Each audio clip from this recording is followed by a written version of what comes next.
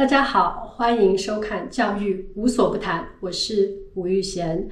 今天我想和大家分享的话题是动力。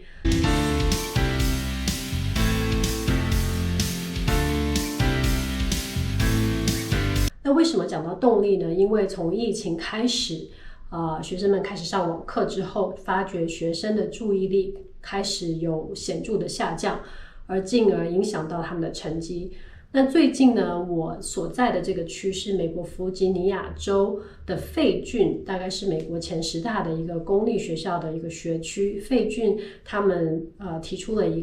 我分享了一个数据，说初中生和高中生2科以上不及格的这个学生大概是占6%，这个是在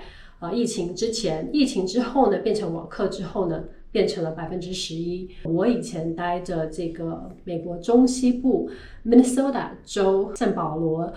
公立学校也发出了一个这样的一个数据，大概是有40%左右的学生有不及格的情况。那既然这个疫情来的不明不白，我们也不太知道到底什么时候会离开，很多家长开始变得越来越担心。所以呢，今天我就想和大家讨论动力。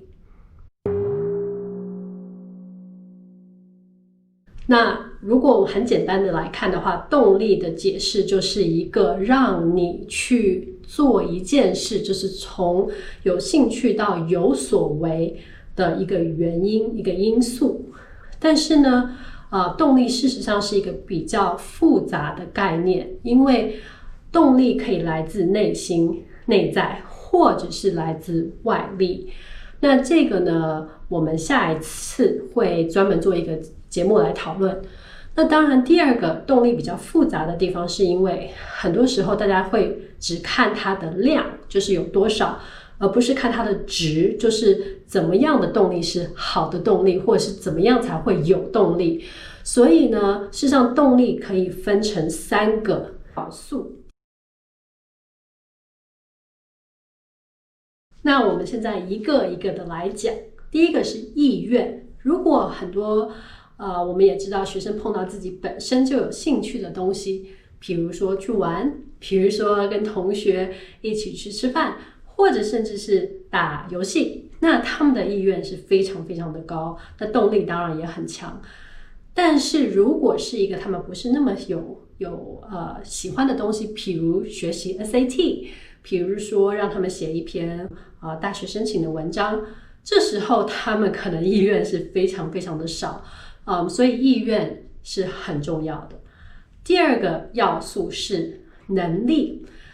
很多学生会说 OK， 我有意愿，比如说我想要去写我的大学申请文书，我有意愿去写，可是我本身不是很喜欢写作，我也知道我写出来的东西不是很好，那我觉得我没有这个能力，所以我没有信心去做。在这样的情况之下的话，会发觉一个学生的能力事实上会影响到他的动力。第3个是机会。比如说一个学生他是有这个意愿，他也有这个能力，可是他就是没有机会去做。在疫情发生之后呢，有学生平常是喜欢做义工服务的，他忽然之间没有这样的一个机会去展现他们的爱心。或者是我们有一些运动选手，他本来可能平常是划船的，或者是游泳的，甚至踢球的，现在也没有这样的机会。那没有机会让他去展现，那他的动力就只会越来越少。所以疫情它不单纯只是说把一个学生的动力拿走而已，他还把很多的机会拿走。所以当我们在辅导学生的时候呢，我们不会只去看动力，就是是否有动力，或者是有多少动力，而是非常全面的去看这刚刚提到的3大块：意愿、能力还有机会。接下来呢，让我们来看一下这3大块的组合。从第一个组合的最简单的组合来开始看，就是学生有兴趣，他也有机会，可是他没有能力。那我们可以做的就是先补足他的能力，或者是帮他建立自信心。因为有的时候比如说是一个数学题，或者是写作是一个硬指标，他真的不会，就是做不到。那当然，我们给他上一些课啊，或者是请老师来帮他，这是很容易做到的。可是有些时候呢，是来自于心理上面的一个阻碍，他可能觉得自己就是没有信心，所以这时候是需要一种软性的引导来帮助学生的。然后第二个组合呢，就是学生有能力，他也有兴趣，但是没有机会去展现，这个事实上还比较容易做到。对于有一些学生来讲，因为我们在辅导学生这么多年当中呢，的确会听到很多学生说，某一个项目非常有兴趣，可是我们学校并没有这样的俱乐部。这时候呢，我们会陪他们一起去浏览学校的网站，去确定说学校是不是真的没有这样的机会。因为有的时候并不是没有这样的机会，而是他们可能没有从同学那边听到，所以他就觉得是没有的。但是呢，我们也知道，如果说没有听到并不代表没有，而且常常我们发觉是当我们真的去看的时候，发觉学校真的有很多的机会，只是你没有去很好的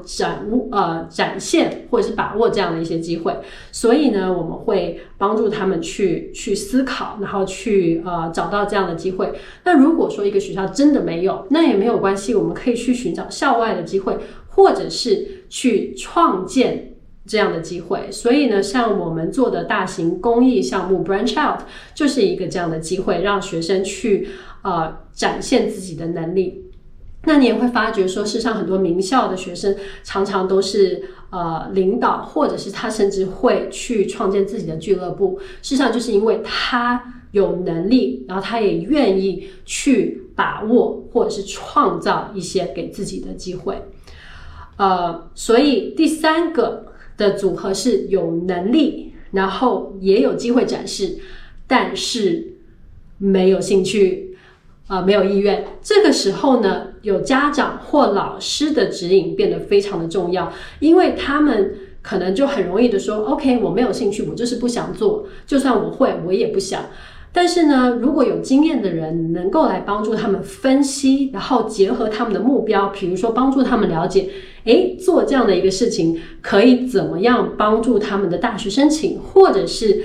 推荐信，或者是让他们更开心，或者是可以让他们结交到更多的朋友，各种软性或硬性的指标都可以，但是要有很有技巧的去帮助他们了解。那又是一个比较复杂的概念，那下一次我们会专门做一期视频来跟大家分享。那希望今天的内容对一些家长有帮助。那如果你们有一些想要了解的教育方面的知识呢，也欢迎给我们留言，让我们知道，这样我们可以更好的帮助大家了解教育的方方面面。我是吴玉贤，谢谢你们收看教育无所不谈，我们下一期见，拜拜。